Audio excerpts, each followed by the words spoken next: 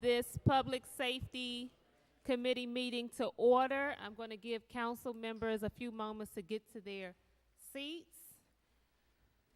I want to be respectful of everyone's time, and I do apologize to the public that we ran over with our council caucus meeting, so thank you for your patience.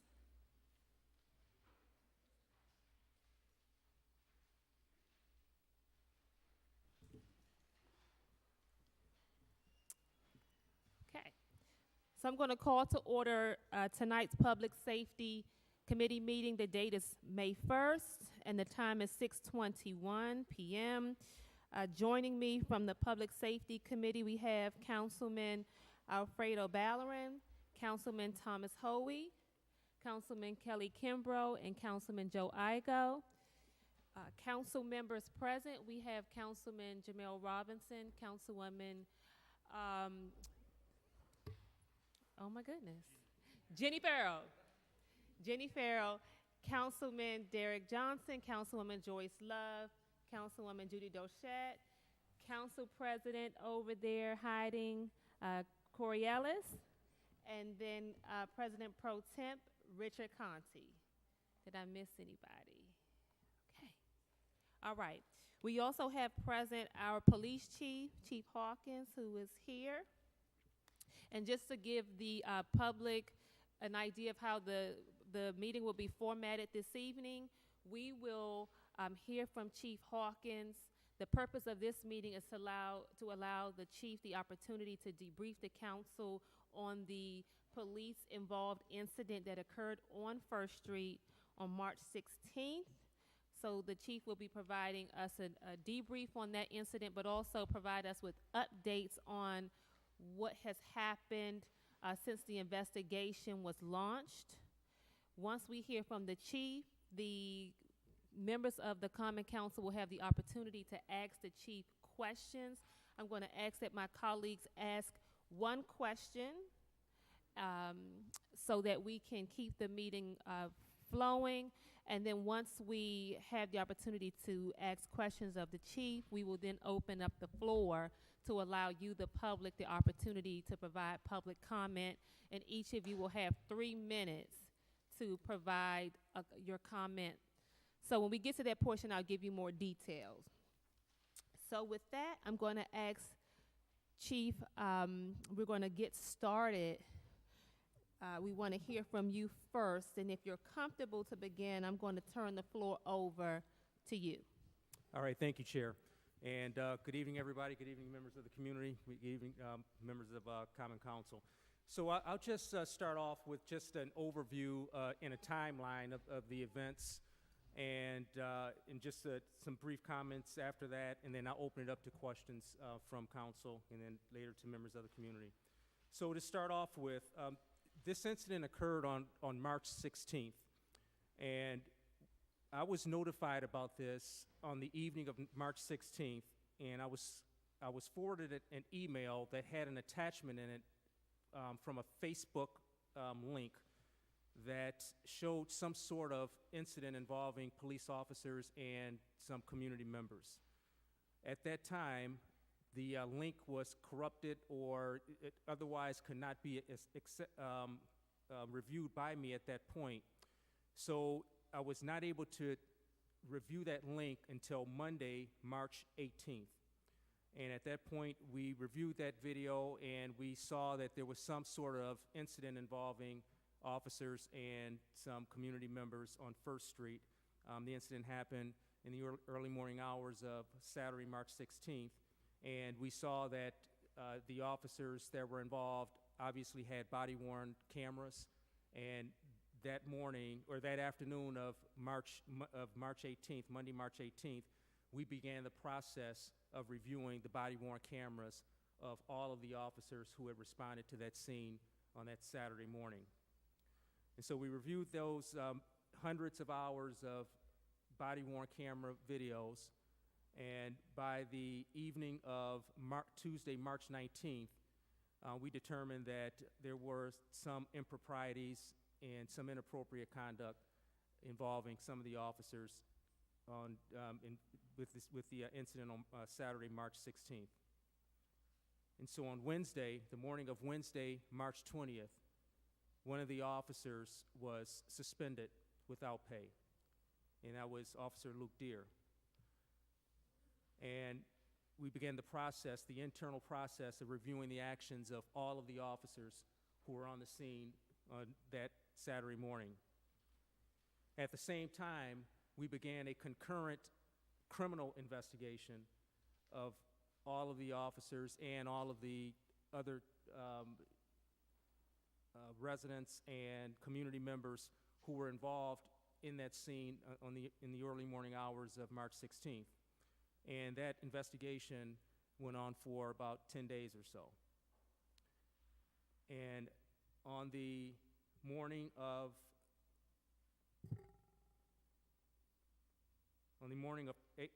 Tuesday, April 2nd, Officer Deere was arrested and charged with criminal offenses, and 2 other officers on that day were suspended without pay. And the case was, at that point, forwarded to the district attorney's office for a review of the criminal culpability of everyone who was present on that early morning hours of March 16th. So at this point, right now, we still have criminal charges that are pending against Officer Deere. We have the 2 officers that are on suspension without pay. Their actions are being reviewed by the district attorney's office for criminal culpability. And we're also, in all of the remaining officers who are at that scene, their actions are either being reviewed from a criminal perspective or from an internal administrative perspective to determine whether or not there were some sort of policies and or procedures that were violated during that incident. From what I understand, the district attorney's office is nearing the conclusion of their internal their investigation of the criminal piece of this, and we're awaiting the results of that. We're real close to wrapping up the internal administrative piece of this investigation, and we're anticipating that the internal piece will be completed right around the time that the district attorney's office is completing the criminal investigation of this. And that right now is the update in terms of the investigation. But I'd like to add, though, that there were some lessons learned with this incident, and I'm sure we'll get into some of this with some of the questions that follow. But we've started the process of evaluating all of the training and other types of resources and equipment that we can give these officers in order to help them in situations like this. We've already started the process of formalizing partnerships and collaborations with other city departments so that we can share information so that some of these sorts of incidents can be resolved before they become law enforcement incidents. We're also doing a lot of things in terms of staffing issues within the police department in order to get staffing up to the budgeted levels, because although that's not a direct, it didn't have a direct impact on what happened on the morning of March 16th. Indirectly, all of these things together have an impact on overall operations in the police department, so we're also looking at some of those things as well. And we're undergoing a series of meetings with community members to discuss these sorts of issues, as well as internally. I'm also meeting on a regular basis with officers and non-sworn personnel in the police department so that we can discuss these issues and work our way through some of these things. And lastly, before we get to the questions from council, I think that for me, it was very important that we look at this, and if there were some improprieties, if there were some inappropriate conduct from police officers, not only in this incident, but in any incident going forward, it's important that we send the message that there's accountability and that these issues will be looked at seriously by the executive staff in the police department and the appropriate response will be taken. But I think also we still have to make sure that we give praise and we applaud those police officers, the overwhelming majority of which are in this police department, who are out there every day giving their lives and giving their bodies and giving their souls to the members of this community. Because this, as I've reflected and as I've had an opportunity to talk with many, many people both within and outside of the police department, the incident that we saw on March 16th and the improprieties that we saw on March 16th are not reflective of the overwhelming majority of the officers that we have in this police department. And I think it's important that we continue to encourage those who are out there doing the right things, those who are out there serving, and those who are out there making sure that that they have that they're continuing with the mission of not only this city but this police department. Thank you. Thank you, Chief. Chief, I want to thank you for being here, and I want to thank you personally for your swift action regarding this matter. So what I'll do is turn it over to my colleagues, and we'll start again with one question, and then allow all of the council members to ask one initial question, and then if you have additional questions, you feel free to ask the questions at that time. So I'll start with Councilman Igo. Chief, just to save some time, you did mention that you were going to make some changes, or you've made some changes, and I'm sure everybody here would like to hear from those that you can tell us about right now, instead of everybody coming up and asking about them. Well, I identified in the executive staff in the police department, I identified some training opportunities and some training needs that can be addressed. And so we've started the process of evaluating the entire training curriculum that we have in the police department, starting with the supervisors at the scene, going down to the officers, and looking at what were some of the gaps that we saw during this incident. And there were some. And so we've started the process of putting it together and modifying, adjusting the current curriculum as it pertains to training needs of our officers. And again, the things that stood out to me that we're immediately addressing is making sure that our supervisors, our frontline supervisors, have all the tools, all of the resources, all of the information that they need to properly supervise officers at scenes, especially rapidly evolving scenes. And so we've done that. We're putting together some things so that officers are they're getting all the information that they need so that they have clear understandings about things like the Fourth Amendment, about other things that they have to deal with on a daily basis when they're out there performing. And I'd like to add, though, that I don't see the training gaps that we saw aren't widespread in the department. It's not a systemic issue. But clearly, this incident showed that there are some gaps, there are some opportunities to get our officers some more information, some more resources to do their jobs better. If there are any changes in your standing operations, okay, keep us informed, because we did just get these, I think, today, the ones that are on file, the one you're using now. So if any changes, we'd appreciate it, I believe. Thank you. Certainly. Thank you. Okay, I have a quick statement and a question, which you kind of answered about the training.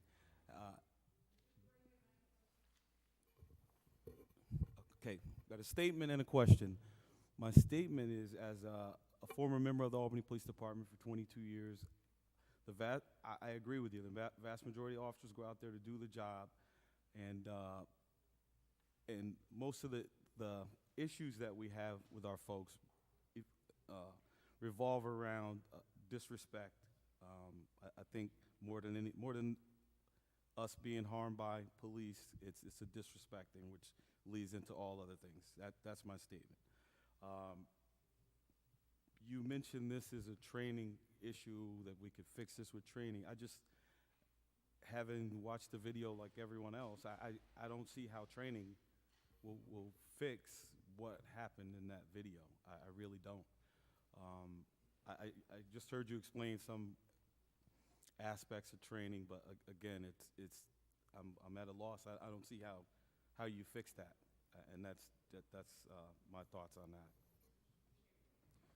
Yeah, and thank you for sharing, Councilman. And I agree with you 100%, and I by no means meant to suggest that that was the only piece that we're looking at in terms of addressing this issue. Because you're right, when I saw the video of that incident, I saw a need for some sort of cultural change. Because when we have officers who are comfortable doing what they did, they told me that there needed to be some sort of cultural shift. And so in order to shift the culture, it's a whole number of factors and aspects that go along with that. Training is just one. It's the response is another. It's sending a message that certain things, certain inappropriate actions will have repercussions. There will be accountability. It's about supporting those who are doing the right things and those who are actually out there performing and serving like they're supposed to. And so it really is multifaceted, and I by no means, again, wanted to send a message that it was just one thing that's being put in place to address this. But I certainly agree with you that there needs to be some sort of cultural shift, at the very least, with those officers who are directly involved in that. Now, when you talk in changing the culture in an organization of 500 people, that where there's been some ingrained things that have been happening for many, many years, both good and both bad, there are no quick fixes. You don't turn it, you don't have a 180-degree turn in 2 or 3 months. But I certainly think, and I know going forward that we're going to have some progress, because I see it already. Because the message has been sent that, yes, we do support our officers. When our officers are out there, and our non-sworns are out there and they're protecting and they're serving like they got into this profession to do, then we give them support. But when there are improprieties, and when there are clearly things that, in this case, unlawful actions, then we also have to send a strong, strong message that there will be repercussions and there will be accountability. And that message starts to move the needle in terms of a cultural change. And again, it takes many more months than 7 months to figure out exactly where we need to go in terms of what's the end game with this cultural shift that we need. Because my sense is that there's some very, very good things, and it's not a sense, I know it. There's some very, very good things that are happening and that have been happening in this police department, and we've got to embrace those good things that have been happening. We've got to identify some of those things like we saw on March 16th and take some action so that we can shift that culture in a sense. So I hope that answers that for you, sir. Thank you for that, because I love my brothers and sisters in blue, but I also love my community, and this stuff matters, and we got to get it right, and it's going to take some work. Thank you. You're welcome. Thank you. Councilman Hoey?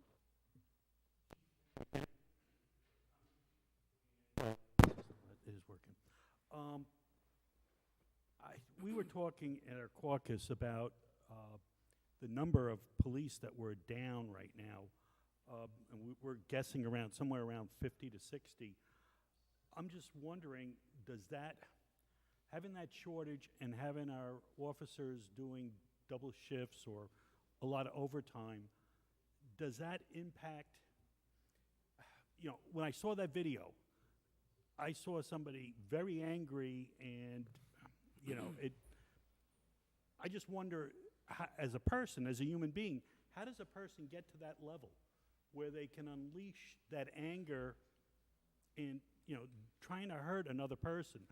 Could the job have done that, or is it something else in that person's makeup that did it?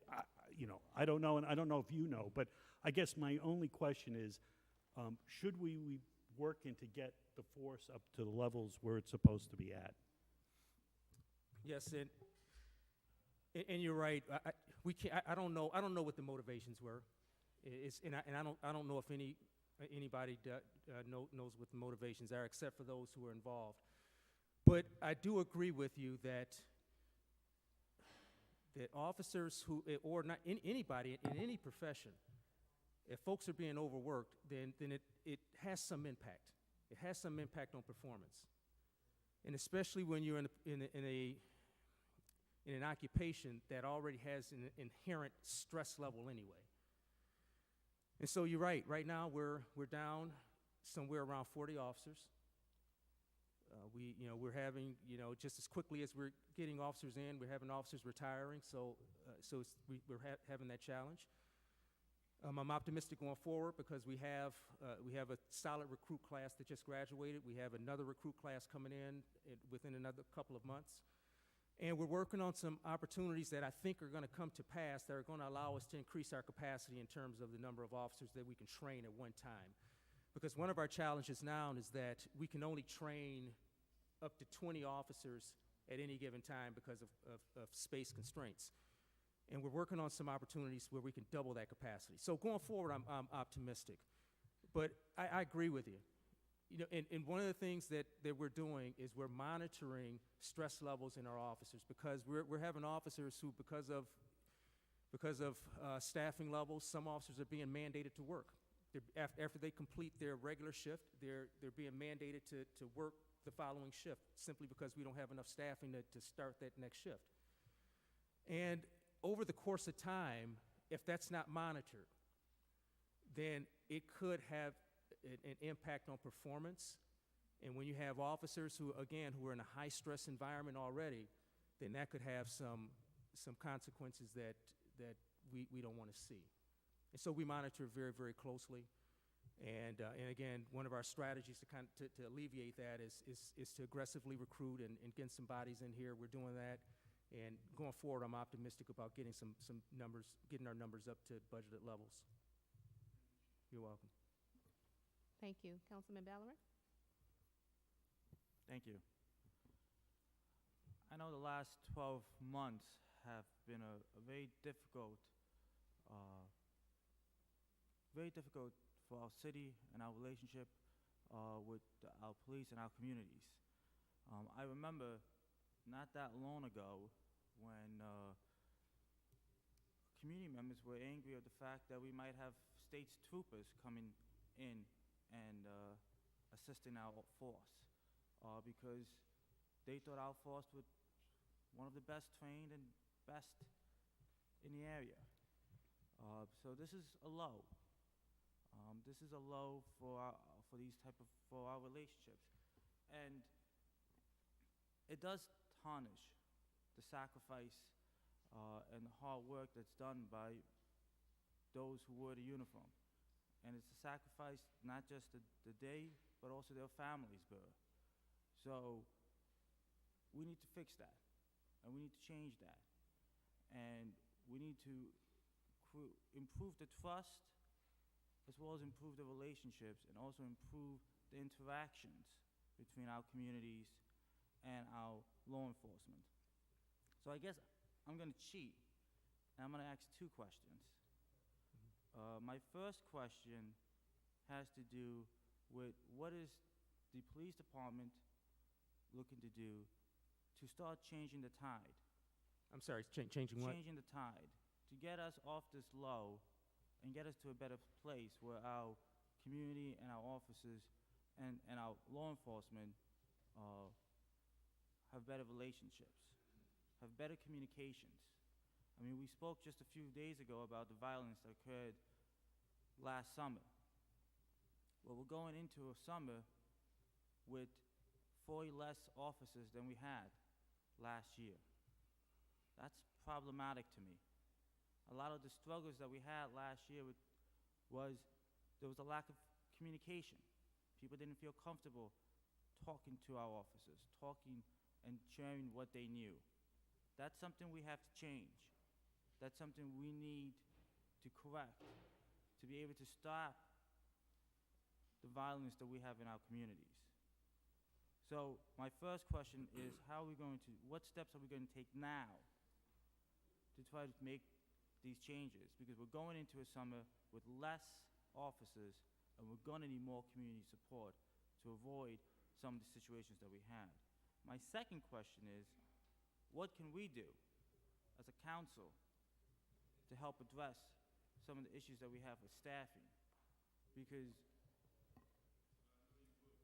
being 40 officers low is not good, and especially in the communities that I represent and the communities where I live. People want to know that when you call, you're going to have someone come. People want to know when you call, you're going to have someone respect the neighborhood when they come. But they want to make sure somebody comes. So what can we do? I'm not going to put it all on you, and I'm not going to put it all on your department. I mean, we all have a shared responsibility, whether we like it or not. So what can we do to help with the numbers, and also to help with the first question I had? Because I'm not someone to, put it all on you. We have a responsibility as well. Yeah, thank you, and I share your concern, because this is precisely the time when we need strong police-community relationships. This is precisely the time when we need, as police officers, to be working very, very closely with members of this community. Because you're absolutely right, it's not just in the city of Albany, but in cities across the country. As the weather warms, then we tend to see more activity. And we're in a very, very dicey situation at this point, because, again, we've got situations now where we've had members of our community who've lost some trust in the police department. We're down in terms of numbers of officers. And now we're getting into the high activity portion of our year. This is a critical time. And I share your concern, and that's why, for me as chief, one of the things that I've been trying to do is to try to get out as much as I can, get to as many community forums as I can, to listen. It's vitally important that we as executives in police departments listen very closely to what the people in our community are telling us, listen very closely to what the concerns and what the fears are, so that we can take those and we can incorporate some of these concerns and fears into our policies, into our practices. And so we can have a sensitivity to those things as we move forward and draft our strategies for addressing issues that we have in our community. And so we're doing a number of things. We're still doing all of the things that you all know about, that we've been doing in this community for years, in terms of the pop-up barbecues. We've got neighborhood engagement officers who are out doing some things. We've got DARE officers or PAL officers, and all these sorts of things that allow us to engage in an informal manner with members of our community, so we can share and we can listen, and we can have folks in our community feel comfortable sharing things with us. And we'll continue to do those things. And we'll continue to, when things are good, and when our people do good things, we have to say it. And I'll get to your second question, with more, but I just want to talk about it a little bit right here. I think one of the things that all of us can do, we're going to hold our police officers accountable. When things aren't right and when things need to be adjusted, we're going to do that. But I think it's very, very important during times like this, just like we reach out to members of our community, and we're reaching out in a genuine way to members of our community. I think it's good for our community members. I think it's good for council. I think it's good for visitors in this community. When we see good things, to say it. Let our officers know that they've done some good things, and I know we do it. I get letters all the time, and I get as many, I get a lot of letters of appreciation from folks, but I think a key piece of this is also showing appreciation for those who are out there serving and protecting and doing what they're supposed to do. That's a key piece of it. Another key piece is making sure that we're giving our officers the tools they need. And Councilman Kimbrough brought up a great point when he talked about, you know, the interpersonal communication skill part of this, and the you know, being courteous and showing empathy and things like that. Making sure that we're instilling those things into our officers, into our non-sworn people, so that when we're interacting in our communities, then there's there's the back and forth, and we make sure that that we're appreciating each other in a very, very genuine type of way. And so it's those sorts of things too. So all those little things, all those little interpersonal things help, and they help us get through some of these things. Other things that that council and our community can do that you're asking is explaining. There are going to be some times when we have open positions. One of the things that I hear consistently is about some of our beat officer positions, and I know they're, you know, very, very important in our communities, and our residents love our beat officers. We're going to continue that beat officer concept. We're going to fill those positions.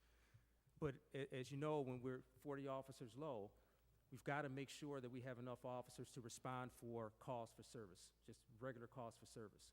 And so when you're getting these concerns from your constituents, I think a good message to send is that we will fill these positions. We'll get back to where we need to be. But in the interim, you know, we've got to backfill some of these road officer positions so that we can respond to calls for service. Thank you. Thank you. Chief, I think, because I'm struggling, because what doesn't get talked about is the racial component. And unfortunately, in this country, we get very uncomfortable talking about race. And my lived experience as a black woman will not allow me to sit here and act as if race is off the table.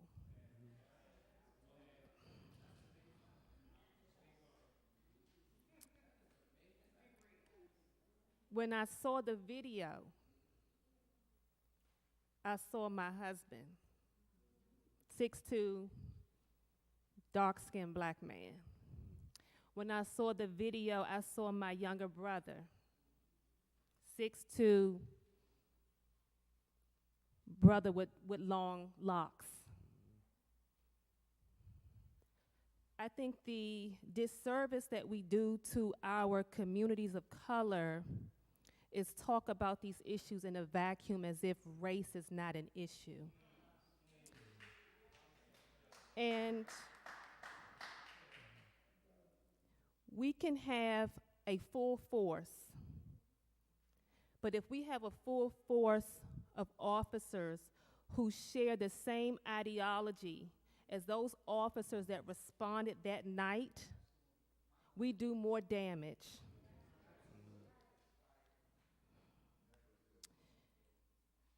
We get distracted by the issue when we talk about, and I know that there's a balance that a dance that we do when we have to talk about acknowledging the good of our officers, and we should, because our officers do put themselves at risk. My mother was a DC police officer for 9 years. I get it. But at the same time, we're here because 3 black men in our community were assaulted by officers that are supposed to protect residents in this community. So I want to make sure that we're not having this conversation just for the sake of having it, and we need to be frank and real about the racial piece, because we see a disparity in attacks when it comes to our residents of color. If we were seeing the same level of officer-involved incidents throughout the city, that's one thing. But we see these incidents consistently happen in our black communities. So I could no longer sit here and not put race on the table because it's always on the table. My question is about the officers who responded to the incident. How many of them who are still employed are still working in the community in which they were there and they watched? They watched, and to my understanding, and you can correct me if I'm wrong, the incident was not reported. So how many of them are still on the ground working in the same community in which they stood there and watched men get beat? That's my question.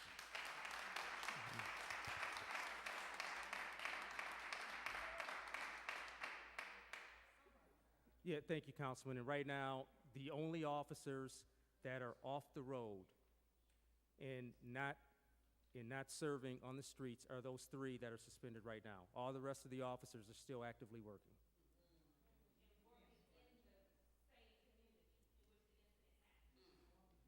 Well, yes, and it depends because they could be anywhere.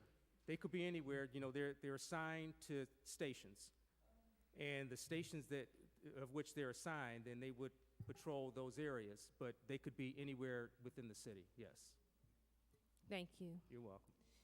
So I will turn this over to our colleagues and Councilwoman Farrell, since I slipped on your name, and I do apologize. Oh, Council President, I did this again. I'm going to turn it over to Council President Corey Ellis, and then I'll transition to Councilwoman Farrell. I apologize. Thank you, Madam Chair. I do have a question, but I do have comments. Everyone, we've heard you talk about a cultural shift, cultural mindset of our officers. And the first, how do we have that cultural shift? I believe you have the cultural shift when officers know when they file a false police report, there will be ramifications for that. I believe there's a cultural shift when officers see another officer do something that is wrong and report it, and those officers are held accountable. That's how you have a cultural shift. It's hard for us to build that community relations if a community feels like there was an injustice that happened, and that injustice was not just. So when we look at what happened in this incident, this community feels there was injustice. So if we want to build on those community relationships, this community has to see and know justice. And part of that justice, we have a letter here from a friend of mine, man I respect, many years, Mark Mishler. And Mr. Mishler is representing one of the complainants, but he's also a citizen. So I don't view this letter as a lawyer letter. I view this as a citizen of the city of Albany who wants questions to these answers. Now, Chief, you said you were doing an internal investigation. This is not a question. This is, I don't know if you've seen these questions that Mr. Mishler No. have I have asked. not. No. Can someone get the chief these questions?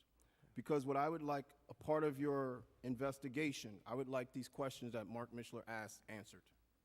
I think they deserve an answer. I think those answers will help that part of healing and that part of justice in the city. So I would like to see these questions that Mr. Mishler asked answered and presented to the council. I really would like to see that. I think some of these questions other people will ask, but I think these questions need to be answered. My question, because of the incident, we found out about it through a cell phone. and the use of a cell phone. The body cameras were worn. The reports were not filed properly. So those body cameras, if no cell phone was there, we would have never found out about it. So I think my question is this, our policy on cameras. I would like to see a policy, so that way we take a lot of this out of it, because when I read the policy, there's no really policies on, you know, when we look at the body cam, when we don't look at it, just says they check it every once or, 30 days. I think a policy should be, we should check any body cam when a police officer files some type of complaint against a citizen, like when you have certain complaints that officers might file, breach of peace, harassment, disorderly conduct. When they file those things, I think that should trigger us to watch those body cameras when they come right off of their office. When they file that report, disorderly conduct, menacing, harassment, police brutality, any incident like that, I believe those body cameras should be checked that evening once they come off shifts, if they file a proper report.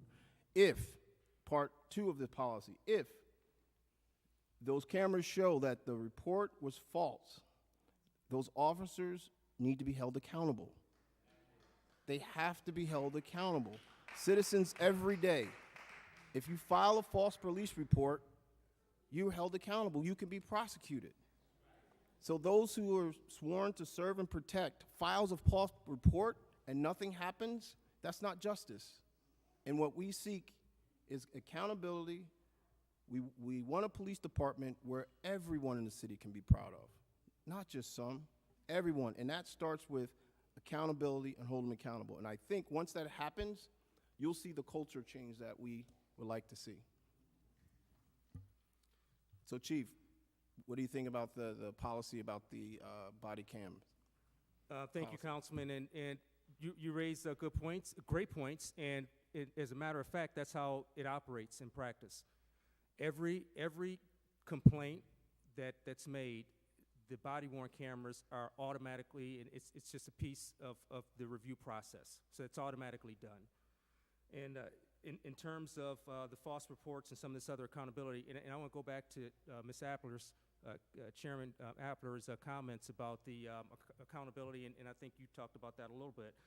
I just want to make clear, too, when I talked about the other officers who are still working the road right now, all of the actions of every officer who was at the scene, whether they're on suspension right now or not, those actions are still being reviewed, and in all likelihood, there's still going to be some other repercussions that will follow from this incident. It's just that we haven't completed that entire investigation. So so accountability is absolutely there, and we're still working our way through that piece of it. And so again, with these body-worn cameras, every single time that there is some sort of incident that involves an officer, the body-worn cameras are reviewed. Now, when you say incident, that is an incident that is reported by the officer, like they report it and then you check it? Or is it, because you say incident, I'm trying to figure out, does that incident is because it's reported by an officer, or? There are two ways they trigger it. Okay. Number one, all supervisors are required to perform random reviews of the body-worn cameras of those that work for them, whether or not there's any complaint or any incident involved at all. So every day, our supervisors are randomly reviewing at least one of their officers that are assigned to them, their body-worn cameras on just a random review. So we've got that piece. But then we have the piece also where if there's, say, a citizen's complaint, or there's some incident involving use of force, or there's something that may have given anybody some cause for concern because it may have been just a major incident. Those things trigger reviews also automatically of these body-worn cameras. And I just want to go back too, because I want to make something real clear also when we're talking about accountability. because to me, I take that very seriously. And that was one of the reasons why the actions that were taken were taken. Because I think it's important, because you brought this up, Councilman. We found out about this incident, you're absolutely right, through a link that came through Facebook, that came through an email that I couldn't even review at the time because it seemed as if it was corrupted or whatever was the case. Once I had a chance to see this video and see what happened, that right there automatically started the review process of this incident. And I think it's important to really hear that piece of it. And I say that because in a lot of agencies around the country, unless there is a formal complaint, unless somebody actually calls in and says, police department, this is what happened, I know this person, there's some abuse, there's some inappropriate conduct, there's some unlawfulness on behalf of this police officer, those sorts of things may not have been reviewed. In fact, we never knew who the victims were. We never knew who the complainants were. All we had was a random, anonymous video that landed on our doorstep. And in some agencies around the country, that would have been reviewed internally, and simply whatever would have happened. Whether it would have been some sort of internal review, and we move on until we hear something, until something public comes up. Maybe that sort of thing may have been kind of dealt with internally. Our position was different with this one.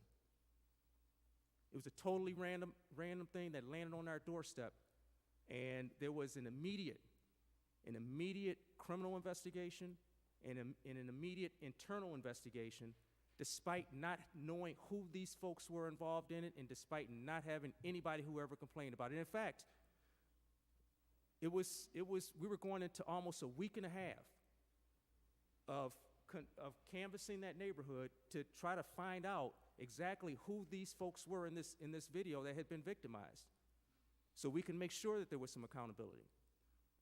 And so I say that to say that, accountability at the very, very outset was something that was very, very high as a priority for us with this incident. Thank you. Thank you, Chief, and thank you for that level of accountability, and again, for swift action once you were able to view the video. I'm going to turn it over to Councilwoman Farrell.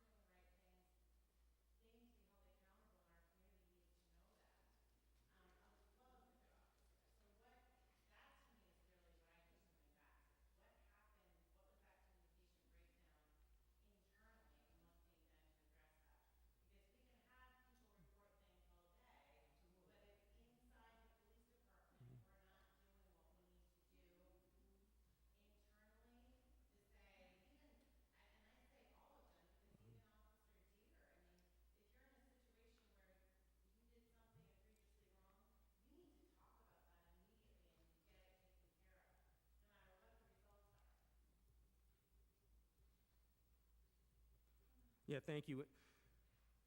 The short answer to your question is that if an officer observes any violations of the law, that officer is bound and has a duty to report those observations. And it's really as simple as that. But it goes a little bit further, though, because if officers see improprieties that don't even rise to the level of a criminal offense, they still have a duty and an obligation to report those things also. I don't know. I don't know where the communication breakdown was, but I'm certainly concerned about it just as you are. And you're absolutely right. We have to put together, and we are. We're putting together some internal communication structures that will make sure that we can identify officers who are not properly reporting those sorts of things, so that we can properly give support to those who are. Because I tell you this, there's been some time since I've been here during my period of time here that we've had officers who have reported some things that seemed inappropriate to them. I've gotten a handful of those types of things that have made their way, to my office. So I don't think that the system is broken, because it's still funneling its way through. But clearly there are some opportunities for us to make some corrections and make some adjustments to make sure that we can identify those who are not availing themselves of these opportunities to report these sorts of things.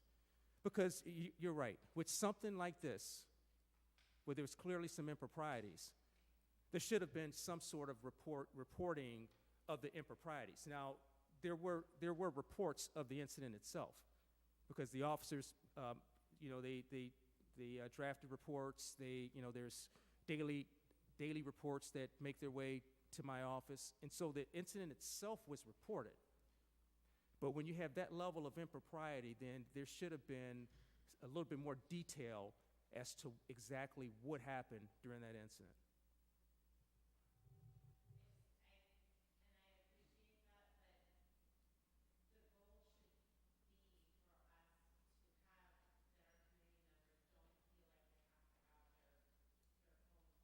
Mm.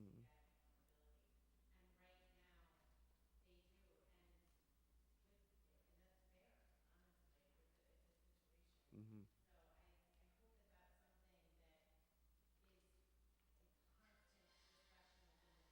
Mhm.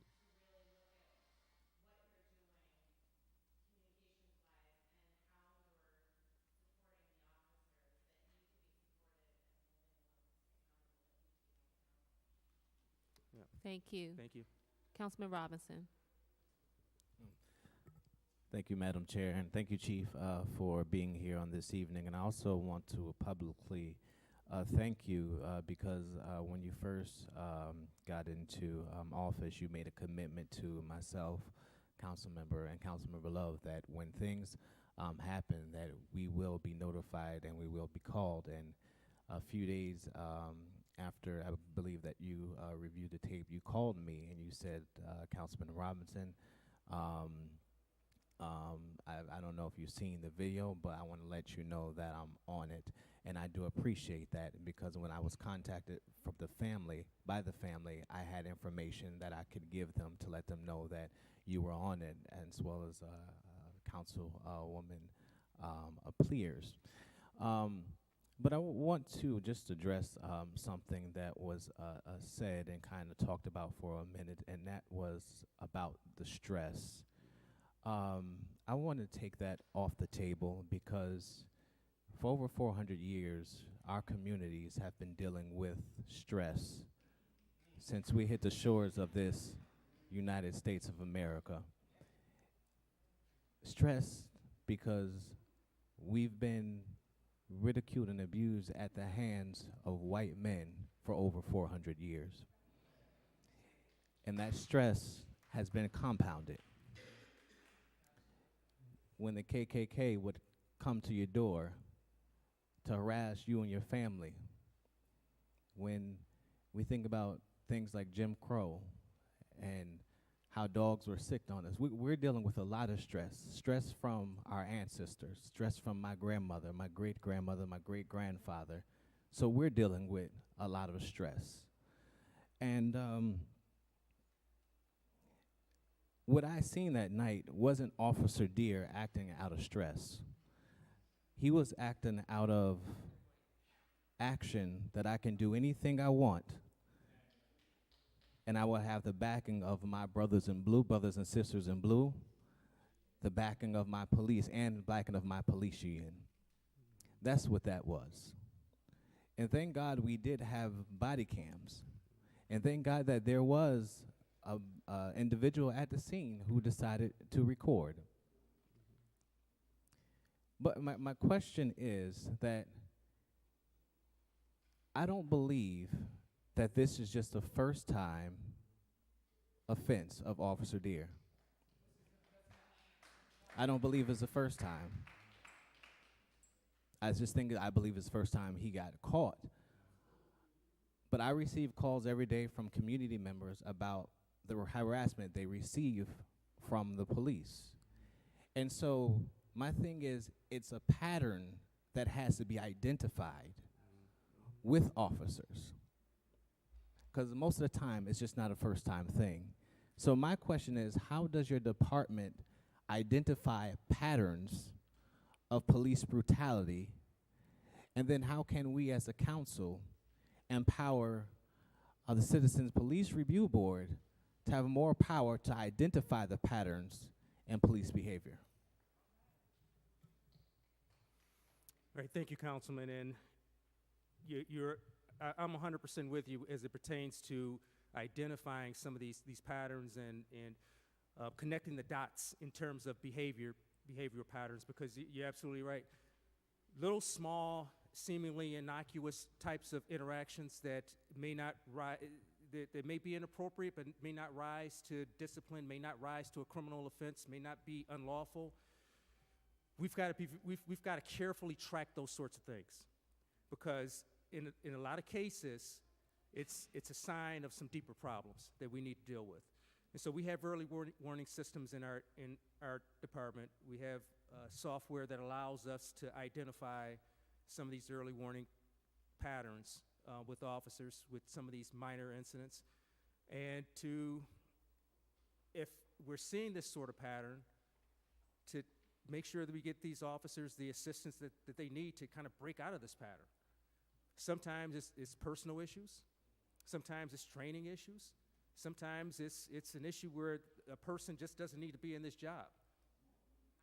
And when that happens, then we have to make sure that we give them the appropriate opportunities to look for employment elsewhere if something like that happens. You know, I can tell you in my short time here, you know, we've identified a number of these officers who've had some of these sorts of issues. And you know, during my time here, there's been 8 officers who have been suspended in non-sworns for various offenses. Things where we started to see this sort of pattern in some of these officers, and we realized that, you know, there need to be an escalated response to some of these things. There's been, at this point, during my 6 or 7 months here, 2 who have resigned during the disciplinary process because we had tracked and identified some issues involved with some of these individuals, and they knew what the likely end game was going to be at the end of this review process, and they decided to move on their own to go do something else outside of this department. And we've had 1 that has been arrested for unlawful conduct. And so, to me, I take it very seriously as it pertains to officer misconduct, as it pertains to inappropriate conduct. I've worked very, very closely with our Office of Professional Standards to make sure that they have the resources and support that they need to investigate some of these things when they're coming in, and some of these citizens complaints and other investigations. And I hold my officers and my non-sworns in this department accountable. And I need to send that message very, very clearly to our community. But I also want to send the message very, very clearly to this community and also to the officers in this police department that I support those, and I support those very, very strongly, who are out there protecting and serving in the right way. Those who have really, really embraced the mission of this city and have embraced the mission of this police department. And as Councilman Kimbrough alluded to, there are many, many of those. We need those officers. And I don't want to send a message to my force that we are indicting an entire police department, because there are some good men and women who are out there helping us to keep this community safe and secure. But at the same time, we have to make sure that those who are not serving in that way are held accountable. And I think that I've sent that message during my time here. Okay, thank you. And so how can we empower our Citizens Police Review Board to identify patterns? I think that we can do that simply by working very, very closely with those who are on that board. I know I've got a meeting real soon with some of the members of this board, and I look forward to sitting down and talking about some of these things. I haven't had an opportunity to really get into the weeds of how we can maximize the effectiveness of this board, but I'm a willing partner in doing that. And just lastly, I understand what you're saying about breaking patterns, but a lot of this is a matter of the heart. I'm sorry, what's that, sir? A lot of this is a matter of the heart. Heart, you say heart? Of the heart. Gotcha, okay. And if you have the ability to treat a human being like Officer Deere and other officers treated those brothers that night, that's a pattern that can't be broken. That's a pattern that cannot be broken. Thank you. And sir, let me just comment real quickly on that, because I appreciate that comment. And I agree with you. You're absolutely right. We can't change what's in a person's heart.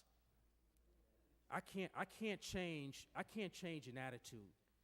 If a person is in this organization and they have a hardened heart, I can't change that. But what I can do, what I certainly can do, is impact behavior.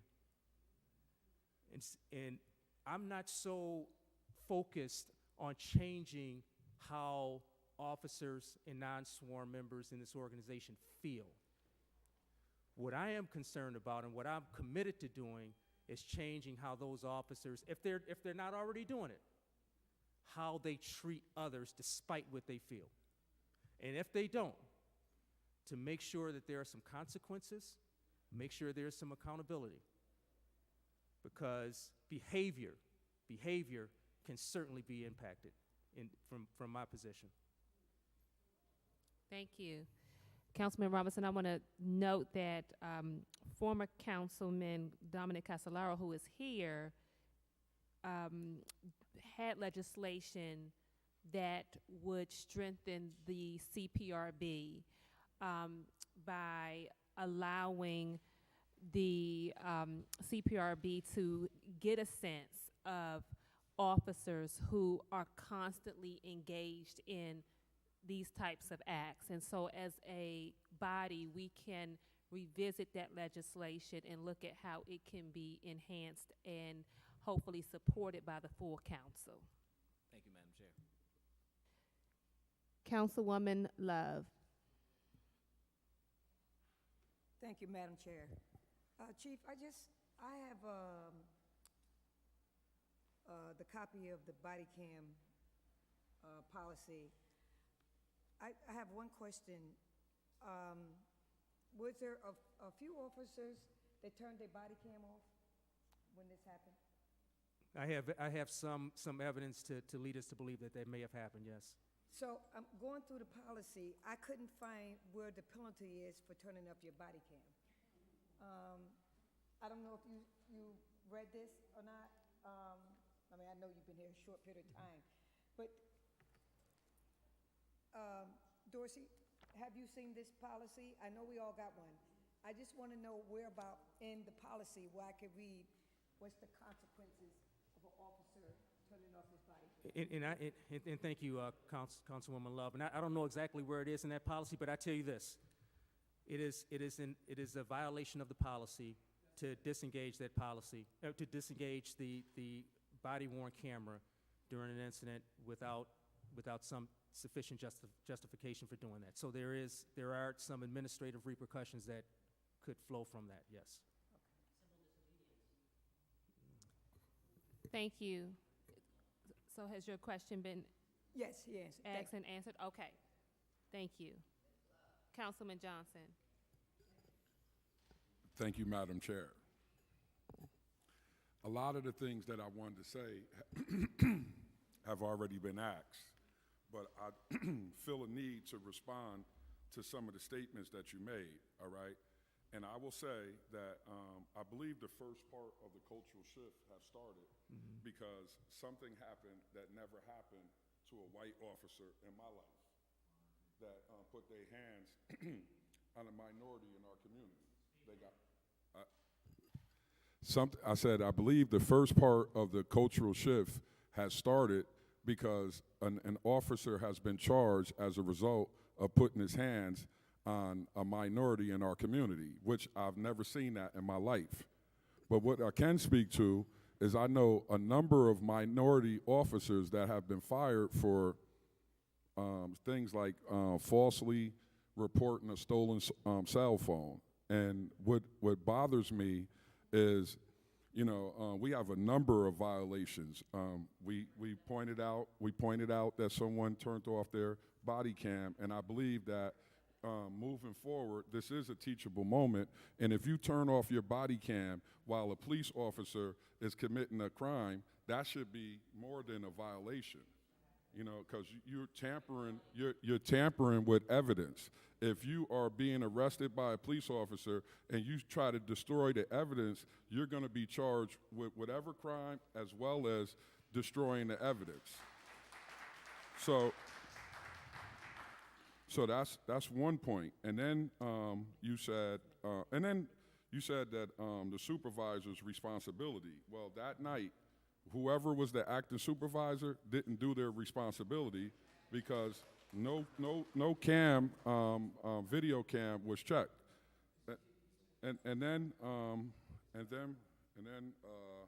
So it shouldn't. I'm sorry, Councilman Johnson. So for the members of the public, I know that this is a passionate issue, but I'm going to ask that you hold your comments until public comment so that the chief can hear what the questions and comments are as well as us. So I know it's a passionate issue, but just please, if you could hold your peace until public comment, I would greatly appreciate it. Thank you. So in this situation, right, it said it was no complaints filed. So number one, it would be hard for the three people to file a complaint because they were charged. And a report wasn't generated. It was disguised as charges against three men. Three men were jumped on. If I saw a video where it was people from, let's say my community, two or more people were attacking a police officer, there would have been felony charges on everybody involved. Now, it's clear to the naked eye when you look at that video, you see a gentleman standing in the doorway, and the police officer turns around and he donkey kicks the door, and he snatched the gentleman out. And I believe, if I'm not correct, more than one person was hitting that gentleman who was thrown on the ground. So it's hard for me when I watch that video, and when I watch that video, the first thing I thought about is Tracy Grady.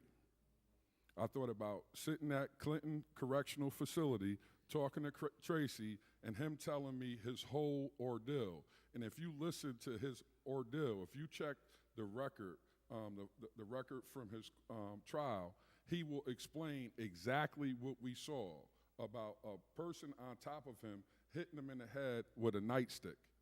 So, you know, like as a black man, I've had dreams that, you know, I've been in situations where I see somebody that I know and love in that situation. And then in my dream, I put myself in harm's way and intervening, because as I spoke to you the next day, Chief, I was at a loss of what is a person to do when they see their loved one. You know, when we had a public meeting on this, someone brought up that person showed discipline to lay on the floor and allow himself to get pounded, and he did not fight back.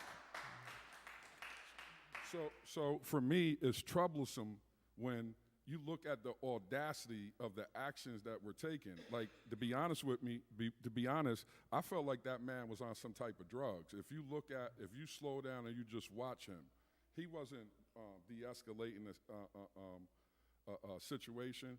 He was finishing it. He came up there to send a crystal clear message that you're not going to do this when he's around. And that's not community policing.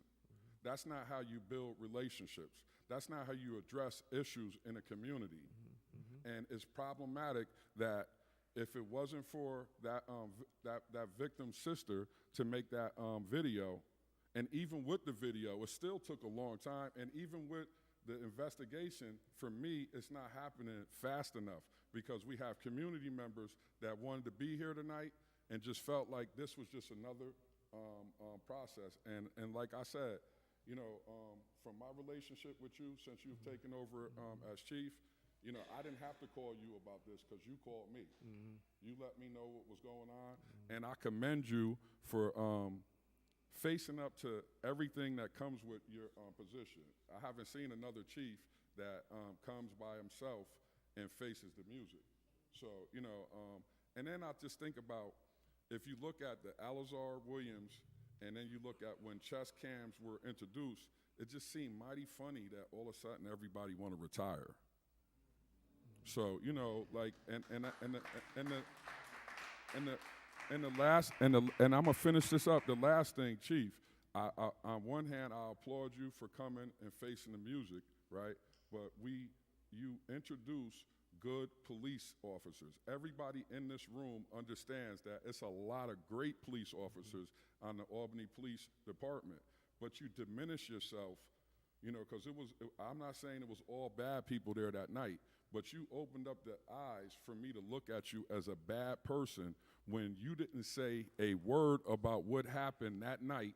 And if God forbid, if that young lady didn't record that, you just might be right. It might have been status quo, just another incident that happened in our community, another thing that, another story that I'm gonna hear, that when I have to deal with folks, you know, about what actually goes on, because what's put on paper and what actually goes on in our community, a lot of times it's two different stories. So with chest, if we have chest cams and there, you know, we don't have a system that's gonna catch what's going on. And like I said, the last thing is the booking, the person who takes the pictures of those individuals. When I looked at their booking pictures, I went online and I saw their booking pictures, and you see blood everywhere. Like, that should have been, I don't know if the police take the pictures or if it's a public, a civil servant person, but they should be held accountable too, because that should be a measure for somebody to say, something doesn't look right here. You know, and lastly, for real, because it's hard just to have one question when you're talking about an incident of this magnitude.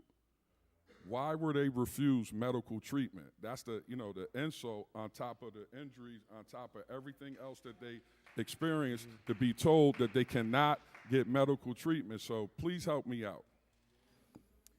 All right, thank you, Councilman. You got a mouthful there. So let me start off with one of your last points that you made, and you talked about the acknowledgement of police officers and the failure to acknowledge, and the folks, and I suspect you're talking about the folks who were the victims of these crimes. And I want to make very clear to our community and to council that my message to the community that I disapproved of what happened that evening, or those early morning hours, was the arrest of that officer who committed those acts. So I sent that message, and I sent that message loud and clear.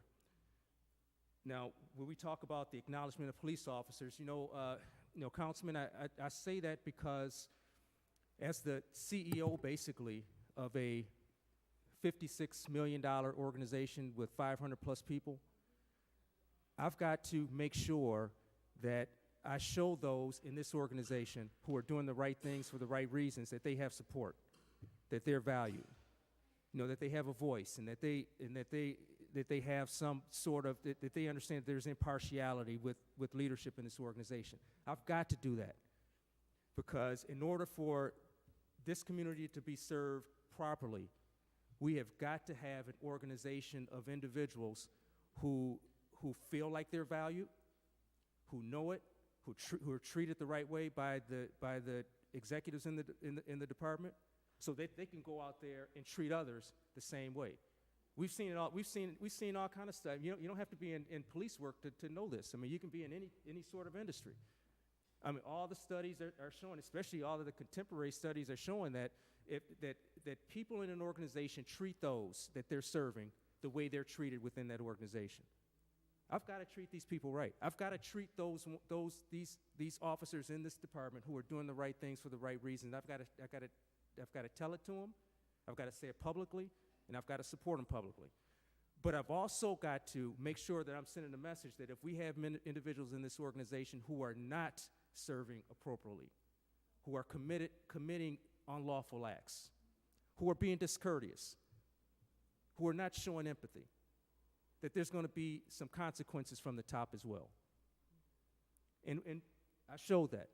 I've shown that. We had an officer that committed an unlawful act. That officer was arrested. We don't see that in a lot of especially in a lot of law enforcement agencies around this country. And we've got 2 others right now who are suspended without pay, and there's still a criminal review of all of the officers. And I want to emphasize this because I don't want this to be missed. That all of the officers who were at the scene that day, their actions are being reviewed both criminally and administratively. And so you mentioned a number of potential infractions. And I agree with you 100%. All of those things are currently under review. Now, I don't know if we're going to agree with whatever the actual consequences, the actual disposition of those investigations will be. I don't know. But what I can promise you and the council and in the community is that all of those actions are and continue to be under review. And if there are some infractions, then there will be some consequences. It's just, at that point, it's just what will be the level of the response to those infractions. And the pace of the investigation, I understand that. I understand that there's some questions. We want to get this thing over with. But I think that we've got to be deliberate. We've got to be methodical with this. We're dealing with, a very, very serious incident. We want to get this right. We're dealing with labor unions and collective bargaining agreements. We're dealing with any time that you have some sort of discipline in a unionized environment, you've got to make sure that you're looking at all aspects of this piece of it because it could end up costing the city money down the line if we're not very, very deliberate and very, very methodical in how we're doing this. And so we're getting there, but we're making sure that we're doing this in the appropriate, at an appropriate pace. And then you talked about, and that's a very, very good point that you brought up about the men that were involved in this. They couldn't make a complaint because they were under criminal criminal review at that point, and I'm sure they were probably given some advice by their counsel not to make any statements until the criminal piece of that was clear. And so I understand that piece of it, but the only reason I brought up that part about there were no complaints was to show that this department took action despite there not being anyone coming to us saying, you've got to do this or else, or you've got to do this because there were some improprieties. We saw this, and here, this is the extent of it, and things like that. We didn't get that. We got an anonymous, very obscure video that led us to look even deeper into this and start looking at all of the body-worn cameras of all those officers, and that's how we got to where we are today. Thank you. Thank you. To my colleagues who still have questions, if you could keep it to one question so that we can allow the public to comment, and if you have additional questions, I will allow that opportunity, but I want to make sure that the public has the opportunity before people start leaving to be able to speak. Councilman Anani. Thank you, Madam Chair. First off, thank you so much for taking this meeting to brief us about the incident. My question, I have two questions. Regarding the 8 officers that have been charged, you say are under investigation by the DA. Is there a conflict that these officers may have arrested people the DA is now prosecuting?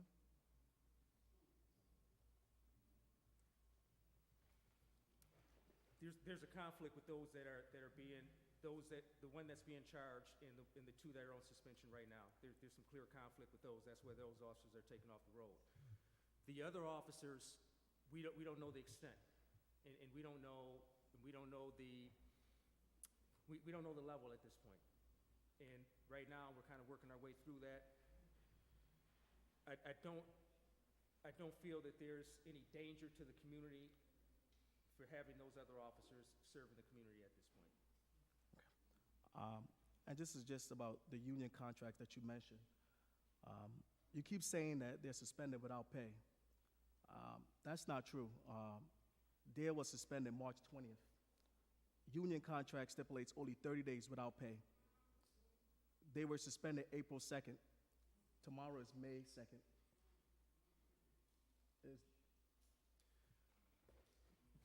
Yes, they were initially suspended without pay, and that went into effect immediately when that order was given. But you're right, there are some union stipulations in their contract that allow for, after 30 days, for the pay to be reinstated. However, I still retain the option of keeping those officers off the road. And so at this point, my position is the union contract says that they must be paid after 30 days, and I have to abide by that. But I am not bringing those officers back on the road until the conclusion, until we figure out the level of what the actual disposition will be in terms of discipline with these officers. So they won't be back at this point. Thank you. Councilwoman Doshett. Thank you. I need to make a couple comments before asking my question. I want to start by thanking the chief for being here, for the action that you've taken thus far. And I'm optimistic because the investigation is continuing at this point. I'm hopeful that additional action will be taken based upon what I saw on the tapes. I agree that the majority of our police officers are doing a great job, and they know how to treat people respectfully.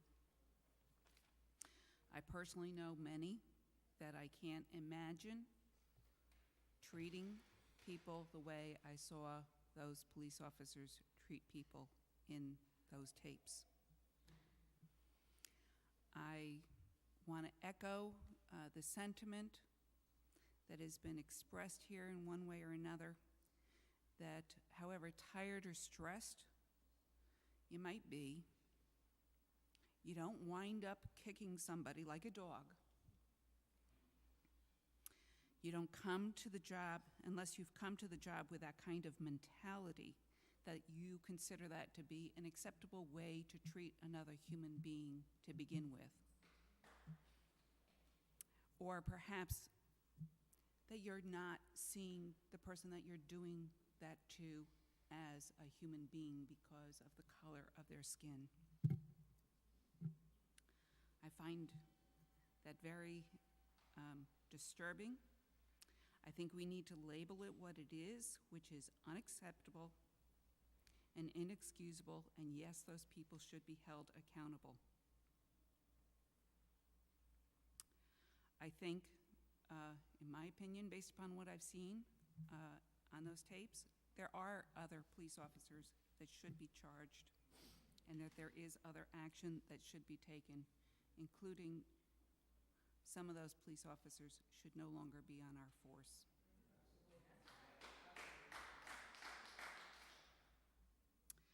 I'm also concerned about what people have raised about the fact that none of those police officers reported the use of force. And I don't see that actually as an issue with communication. I see that as a core issue with a lack of respect for the policies of the police department, for the leadership of the police department, and for the rest of the police department. That is more than a little bit of a culture change that also needs to occur. I wanted to say Officer Kimbrough, but Councilmember Kimbrough commented about people, the challenges that police officers experience, which I fully understand also, which is people in the community sometimes being disrespectful towards them. But the lack of reporting those incidents when that is a requirement, the turning off of those cameras, is showing a lack of respect to the entire police department and every person in it. And so, and you had talked about the way people are treated on the job is also going to be reflected in the way that they treat other people. And I somehow or other, I think that that is mixed up in this, in the fact that so many police officers felt absolutely no need to comply with the policies of the police department. I also want to say that I'm a real supporter of community policing, but I am trying to rack my brain around how the police could have been called to that particular address over 50 times, and somehow or other the community engagement process did not allow for this issue to be resolved long before March 16th. And that the mayor was actually talking about her not being aware of this being an issue. We were not aware of this particular property being an issue. That is, in my opinion, a complete failure of our whole community policing system, because they're supposed to be solving problems like this. Quality of life problems is what I'm told my neighborhood engagement officer is supposed to be addressing, and it obviously wasn't addressed. So I'm very disappointed in that, and I do hope that you are looking into that as well. I have Mark Mishler's questions here, and yes, I agree that we should be looking for answers to all of them. I do want to know, one of the questions, just basic questions here, has any officer ever been disciplined for failing to properly report a use of force? And if not, doesn't that have something to do with why the officer apparently felt no need to report the use of force that night, in addition to the overall lack of respect that shows? Thank you, and I'm not aware of any officers that have been disciplined for not filing a use of force complaint. I'm just not aware of that. Going back to your question about why this wasn't addressed before it became a law enforcement incident, that's absolutely a concern, and it's a big concern for us. So to start with, we've already started, as we review this incident and as we reflected, we're starting a sort of a mini task force involving police department personnel, corporate counsel, DGS, codes, where we're going to have personnel from those departments that are going to be meeting on a bi-weekly or monthly basis to just share information about some of these nuisance complaints and whatever it may be that may arise to something that requires a higher level or more comprehensive or holistic approach to resolving those issues. So they're going to be doing that. And it's something, you're absolutely right, that probably should have been done a long time ago. we're doing that. We missed something here, because you're absolutely right. We should not have had so many complaints at that place without having a more comprehensive approach in order to resolve it. We should have resolved that issue before it became a law enforcement issue. You're absolutely right. And so, and we acknowledge that, and we're making some corrections in that area. But I will say too, that but prior to this incident, those neighborhood engagement officers and even some of those road officers, they had been making those connections.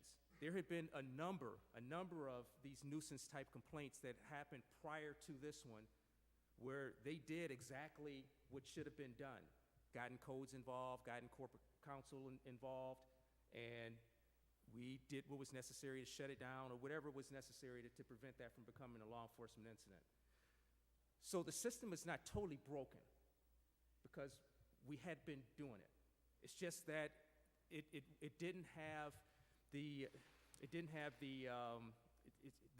it wasn't as robust as it should have been. We didn't have all the players involved. We didn't have a structure that was more sound in order to do that. And so when you don't have those systems that are strengthened and that are robust like that, it's sporadic. Then enforcement is sporadic. You would do great things with some, 4 or 5 of them you do some great things, and then 1 or 2 you'll miss. And then unfortunately for us, one of those that we missed turned into this incident that we're dealing with right now. And so for us, I'm 100% in agreement with you.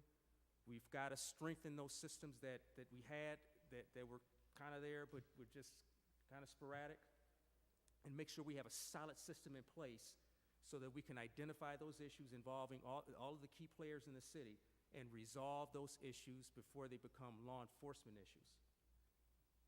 Thank you. Thank you. So at this time, we will open it up for public comment. At the moment, I have 5 people who have signed up for public comment. Yes. Madam Chair, can I just say I did note that the chief did say that there was a task force created, and I didn't hear that any of the council members were a part of that task force. So could you please make note of that, Madam Chair, and see how we can get a council member involved in that task force? Yes, thank you. Absolutely noted, Councilman. Okay. So we're going to, Michelle is helping us out with getting folks signed up for public comment, so we'll get started. You have 3 minutes to comment. Oh, okay. And we will have Okay. one of my colleagues keeping time, and I'll let you know when you're at the 1-minute mark. Okay. The first person that signed up to speak is Marlon Anderson. If you can give your name and your address prior to your comments, that would be greatly appreciated.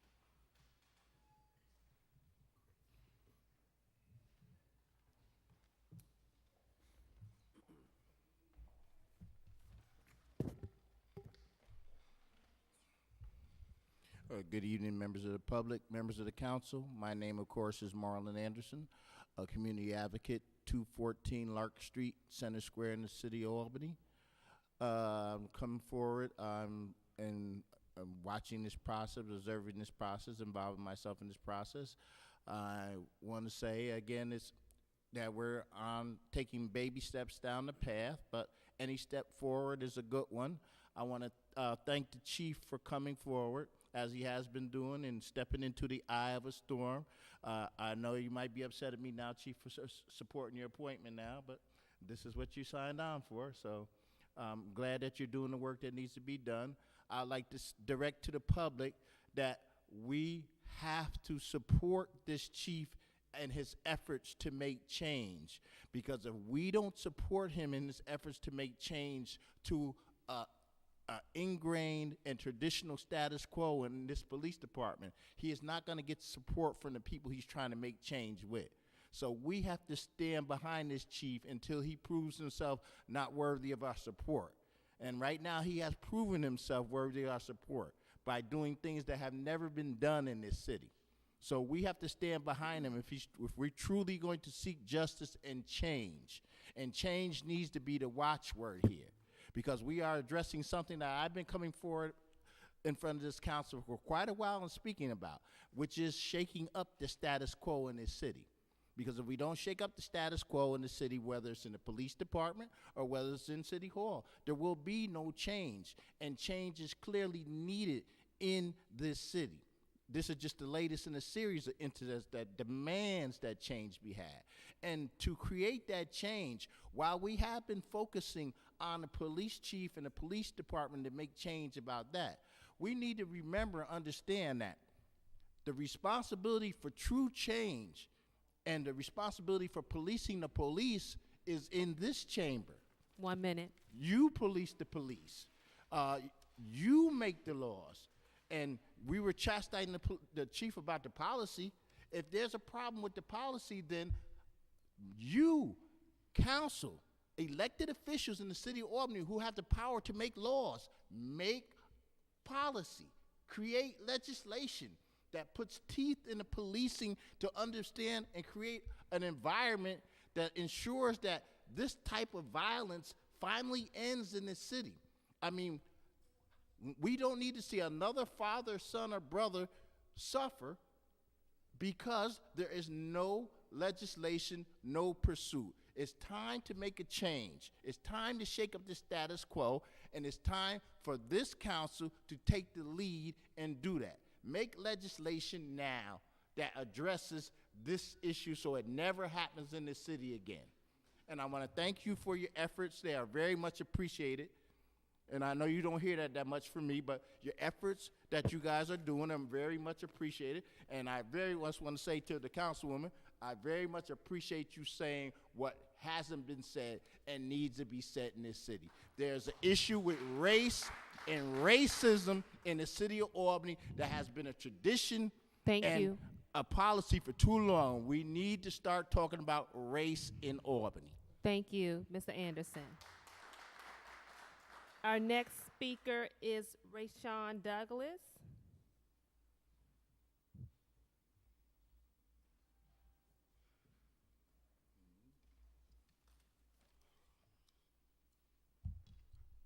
How y'all doing? My name is Rayshawn Douglas. We got 270 Northborough, down by Yarborough. Am I here? Speaking the mic. Okay, I'm sorry. My name is Rayshawn Douglas. I'm down in Yarborough and 270 North Pearl Street, down that way. Other than that, I just want to bring up some of the issues in reference to what this issue is. And little do a lot of people know that 80% of the populations in America is Puerto Rican and blacks. So right there, the outlooks that we get just from being this color is already saying that the officers have to stop looking at us just from the color. Already that's saying that they looking at us in a bad way just because of the color. So now when we try to communicate with these people, they downgrade us because you guys might say a word that we never heard. So they assume that now they look down on us. Just because you're using a word we never heard don't mean we're not on your level. You understand? So I ask that we all get looked at the same, no matter what color, gender, or whoever you is. Because that's what the justice system's supposed to be. It got 5 fingers. That's why God gave us 5 fingers. Rules, regulations, policies, procedures, and laws. Start in school, start teaching them so we can know. So when they say everything is ruled under numbers. So when they say section 3.2, subdivision 2A, a black minority don't even know what subdivision 2A means. You understand? So when people they're beating us through knowledge of going about addressing these type of issues. So just by us starting this alone, and me, someone that would never think I'll be sitting here, but voices like me need to be heard. I had 3 brain surgeries. So for me sitting here, I'm here for a purpose. God got me here to come here to speak this knowledge that he gave me. 3 brain surgeries that don't even look like I had it. 3rd one was in December of 2017. So for me to sit here and be sitting here, he got me here for a purpose. And he got me speaking with eloquence so everybody can understand me, not just some. So that's what I said. So I just ask that, we stop getting, outlooked, just because of our color of our skin. That's just number 1. 1 minute, sir. I'm sorry. Start asking us questions first. Start presenting it professionally. That's what you guys agree to when you make amends to it, right? So now start making sure they perform that way, because that's just like a mom yelling at a kid. No, sometimes you got to talk to the kid. You know what I mean? Then the situation is, the results are different. So start doing some different things. You get different responses. Thank you. Thank you, sir. Our next speaker, Mr. Batman. Okay. Next speaker, Dr. Brenda Robinson.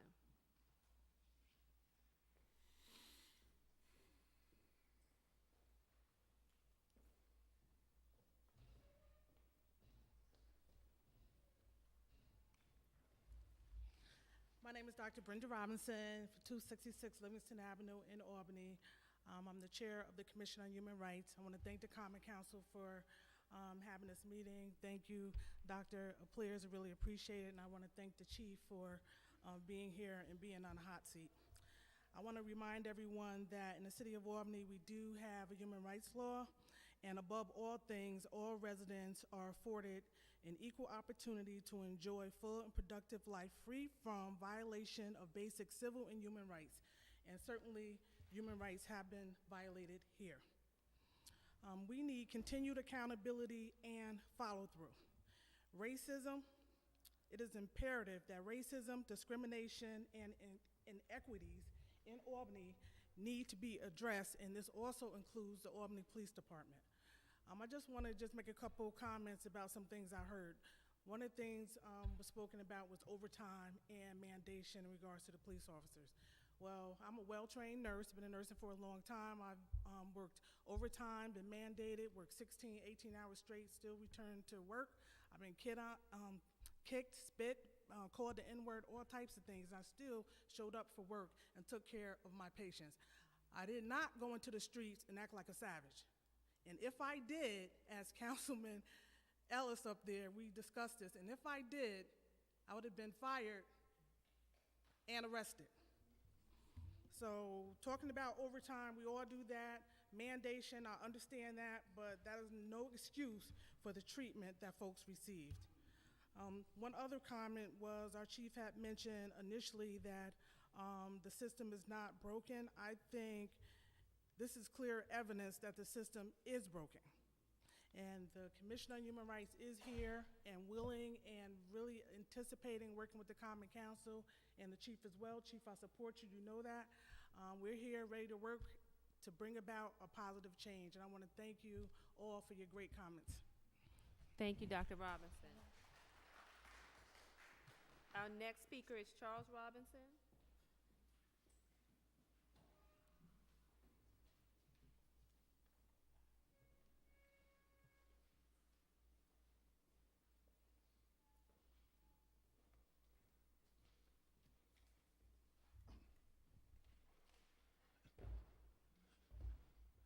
Charles Obar Robinson, 404 Livingston Avenue, lifelong resident, Albany, New York. First of all, I'd like to thank every Common Council member here tonight. Your questions blew my mind. I was not expecting what came out of each one of your mouths really incited me. It gave me hope about the future of Albany. The questions that each one of you posed today, I don't have to pose any questions right now. Y'all really did your job tonight, and I really want to commend each and every one of you about the questions that y'all asked. I mean, I was stumped. I was really stumped by by my Common Council members tonight. Y'all asked all the right questions at all the right time, at the right time, and hopefully the future in Albany really looks bright. We have to take a deep breath and pause for a minute and understand that America was built on black and white. No matter how it was built, the foundation in life, the foundation of America is black and white. And in understanding that the foundation of America is black and white, America has to be honest about that foundation and tell the truth to the world that the first black man that was ever lynched on American soil was lynched in Albany, New York. He wasn't lynched in the South. The South learned from us. The South learned from Albany, New York. Why do you think it started with an A? Albany is the first in everything in life. But Ben Franklin got a lot of credit for what happened first here. What happened first here? He stole a lot of our firsts. 1 But minute, you- Mr. Robinson. all this is all this is just truth. And until we understand, and that it's black and white. This is 2019. It's black and white. And we have to connect in some way, shape, or form in order to plant a better seed for tomorrow. But it all begins in Albany, New York. And we have to start telling the truth about actual events in history that begin here in Albany. Then maybe some people in other parts of the country understand what's happening in their life. But the beginning of slavery, it all began here. There was something on the internet the other day that the Schuyler Mansion sent out. They sent out a memo looking for slaves in order to participate in the reincarnation of the Pinkster Fest. And as I was reading that, I noticed again, they were taking credit saying the Dutch came up with the ideal of the Pinkster Fest. Once again, no. It's an African tradition that been existing before you even got here. You're at time, You Mr. have to Robinson. start telling the truth in order to get any results in the future. Thank you. Thank you. Our next speaker is Alexandria Kennedy.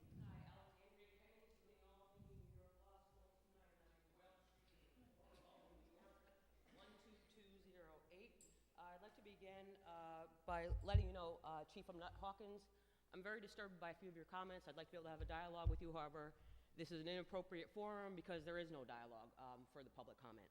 I'd like to be able to have an exchange, but that's not possible.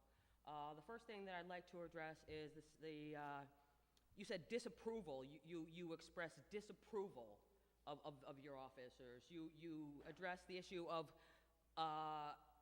that this may cost the city money. That reflects a conflict of interest of which you have no part. You should have no part in participating in because of the fact that if there is a suit, then you may very well lose your job. That thereby creates the conflict. I'd like to ask, what's the percentage of the people on your force of whom have practiced law? Because in essence, what they're doing when they're charging people with things, I'm not sure what the percentage of the complaints of which are issued whereby the DA or ADA is called, but I would reckon to think, based on my ride-alongs, that very few of those calls are made, so therefore these officers are practicing law without any educational background that's relevant to the circumstances. This is wrong. There are a lot of people who've studied law whom are out of work. And you know that. Everyone knows that, okay? So no one even wants to go anymore because it's a total sham. I'd like you to know that there will never be change because the only change in this country, because of the law being based in precedent and it being based on how long you can stay in the courtroom, pay to stay in the courtroom, that's the basis of the decisions which are made. The blacks, the poor, black and white, equally, I think, are equally oppressed because of the design of the system. The design it's a pyramid scheme. If you, for example, if you don't own an apartment, if you don't own a house, you're paying about at least 3 times more to be generous, and you have 10 times the quality of life than someone who's renting, who is working, who will never own a home. Their children will likely more than not never own a home, et cetera, down the road. Let's see what else I got here. Sorry, I want to be as quick as possible. Robinson, there's no truth that isn't being paid for, so you can forget about that.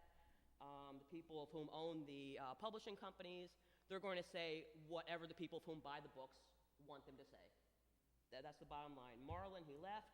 We need to shake up the status quo. We need to support the chief. System is based on oppressing the weak because they're disenfranchised, and this is why the poor will never be able to play because the poor are going to, in essence, get more poor and more poor and more poor. One of the greatest examples is, I'm not sure about the actual number, but I believe that food stamps hasn't been raised in any significant way in at least 10 years. Meanwhile, the stock market is going up and up and up, and why is this? Because we let people in, we play this little game, we'll let you in, okay, and then we'll foreclose on your house. Thank you.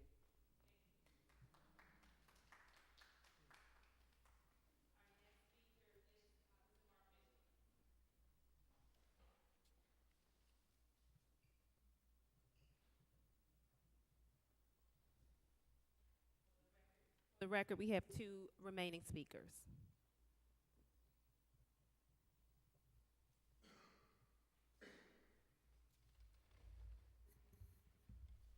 Thank you. Good evening. My name is Mark Mishler. I reside at 58 South Manning Boulevard in Albany. And I'm here with my client, Lee Childs, who is one of the people who was brutally attacked by Albany police officers on the night of March 16th, early in the morning of March 16th. I want to start by thanking Dr. Pliers and the other members of the council for holding this really extraordinarily important meeting tonight, for opening the floor for us with all of your questions and comments, which were really so important and so essential. I know there's only 3 minutes, and I want to just say that I'm very, very concerned, Chief and members of the council, at any notion that what happened early in the morning on March 16th on First Street was an aberration, that it just reflected, quote, bad apples, or just reflected a communication breakdown. I mean, as has been noted, and I really just want to emphasize what some of you have already said, what is visible on that video could not have occurred if this was not normal behavior on the part of Albany police officers, and behavior that the officers who were present knew that they could engage in, and could engage in, they thought, with impunity and without any accountability. Otherwise, there is no other way to interpret 10, 11, 12, however many officers were there, doing what they did, seeing what they saw, writing reports that were false, failing to submit reports, period, that should have been submitted regarding use of force, failing to report criminal actions by other officers. There is no way to interpret that other than that this was just very ordinary. This was an ordinary event as far as they were concerned. 1 minute. Thank you. And so we can't go forward without recognizing that fact. This was, they believed, an ordinary, normal event, and that their conduct was ordinary and normal. And so it will take much more than a little bit of retraining, and it certainly will take more than 1 officer being criminally charged and 3 officers being suspended, because there were 10, 11, or 12 officers there, and at least all of those officers need to be held accountable. So that, you know, I know the time is up and the time is short tonight for public comment, which I understand, but I urge the council to hold fast, to keep asking questions, and to keep insisting that answers that take the tone of this was an aberration are just not acceptable answers. Much more needs to be done, and those of us who live in Albany really are depending on you to do this. There's no one else who can do this other than the members of the council, and we're depending on you to do this. Thank you. Thank you. Our next speaker is Mr. Benjamin Quinton.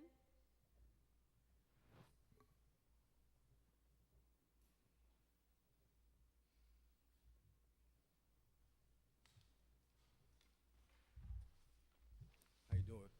Benjamin Quinton from, I live in Rensselaer right now, 54 Pine Street. I used to live in Albany. I'm speaking for all the people that's locked up that couldn't speak for themselves and has been going through situations with the Albany Police Department. It's not only the black and white police, it's also the detectives that treat people like savages. They go into people's house and do what they want to. So right now, I'm free on $75,000 bail.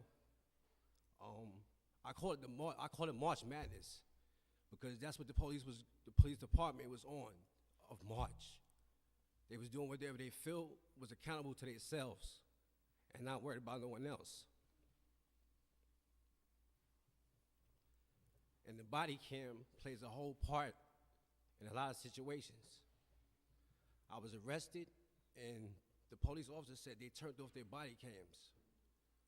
When I went to my preliminary, they said they cut off the body cams. So if they're not doing that, they're doing, the detectives is also doing it too. That's my main fight. The blue and whites are acting like detectives. They cannot be policing the community if the community is scared of the police. They police the community like gang members.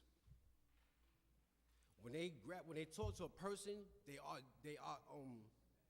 grab them aggressively, automatically. So I speak for the people that can't speak for themselves. I'm currently in a situation with the Albany Police Department because of the dirty task force officers that work for the Albany Police Department that do what they want to at any time they feel like it. You don't have to be right to them. You're always wrong. That's what I have to say. You know?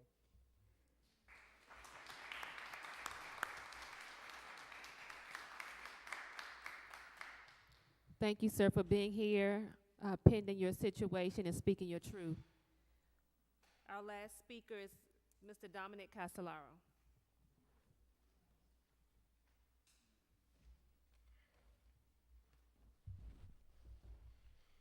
Thank you, and thank the committee for having this meeting.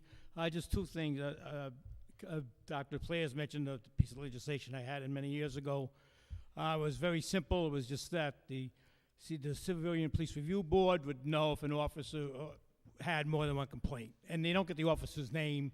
It was just simply that Officer X, if he had 5 complaints, the CPRB would know that. What brought that up was when I used to go to CPRB hearings, many times you would hear from the police department side that the person making the complaint had issues with the police, they've been arrested, they've had run-ins with the police, but you never heard from the other side. So when they put that bill in back then was to try to even out the playing field. We had a verbal agreement with the Chief Korf at the time that they would stop having the history of the complainants brought up, but I couldn't get the bill passed. There wasn't enough backbone on the council. When I was here, the council members then were afraid of the police union, afraid of police officers.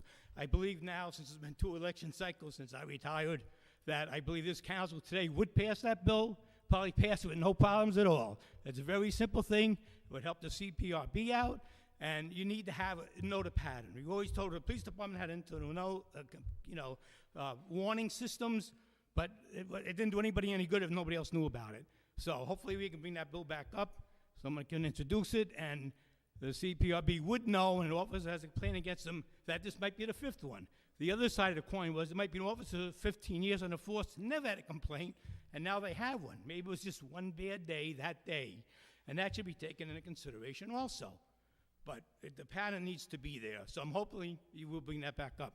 And the other thing, when Dr. Players was talking about racism is the issue, she's right. And I'll give you a little anecdote. When Dr. Players was a candidate to Players the first time, she was driving, I was in a car with her, we're driving up 2nd Avenue, the car got stopped. I've lived in this neighborhood now 33 years. So back then it was about 27 years. Never got stopped in my life. White male driving 2nd Avenue. I'm driving with Dorsey, we get stopped. They told us, well, we're just checking inspections and registrations. The thing was about 5 police officers there. They didn't, where's the inspection sticker and registration sticker? It's on the driver's side, left side, lower window. I had officers I'm in the passenger side, on my side of the car, looking through the window. I opened up I never told you this story, but I was very upset when you got me home that day after that stop. I went to my wife and said, I can't believe we were stopped, and this happened. I opened up my window, the cop recognized me, and he said, we're just checking inspections of registrations. I didn't say anything, but as soon as I got home, I said, I've been checked for registrations in New Jersey and Massachusetts. Never had an officer go to the other side of the car and look through the window to check a registration and an inspection sticker. So I'm driving in a car with a woman of color, and we get stopped. I've never been stopped since. Now this is 7 years later, still haven't been stopped since. So I just say that, Dr. Players, I believe you're right. It's a racism issue more than, it goes along with culture, but it definitely is a racism issue. And that needs to be addressed from the day one of the training all the way This through is until your time, to Mr. the officer Casolaro. retires. Thank you. Thank you. So that concludes our public comment. I would like to give Chief Hawkins the opportunity, if you have anything additional you would like to say before we conclude the meeting. I want to give you that opportunity. And I just want to note that a member of the public who had to leave had a question or a comment about wrongful convictions and wanted to know where you stood on wrongful convictions and investigating wrongful convictions of Albany residents, given what we've seen. So I'll turn it over to you, Chief, if you have any questions or comments. All right, and thank you, Chairman Applers. And again, thank you for holding this forum. I think the timing was right, and I think the topic was absolutely appropriate, and I appreciate the comments that I heard today from the Common Council members as well as from the members of the community. I'm optimistic as we move forward, because a lot of the things that I heard from our community members and from our Common Council are things that are very, very that I hold with great value also, and things that that moving forward, I think that we can work together. We can work together to kind of get through some of these things. And lastly, I just want to say that it's vitally important that my police officers and our members of our community continue working together, especially during this critical time that we're coming to within these next few weeks. We're saying the same things. We feel the same thing. There's a lot of emotion. There's a lot of frustration. There's a lot of concern. There's a lot of anger. And I feel it, and I understand it, and I'm ready to serve as that liaison between my officers and the members of our community as we move forward during the summer season. So thank you, and look forward to working with you going forward. Thank you, Chief. Thank you, members of the public, for staying the course. Thank you, colleagues, for being here, staying the course. Thank you, Michelle, Jared, and thank you, members of the media, for being here. This concludes our public safety.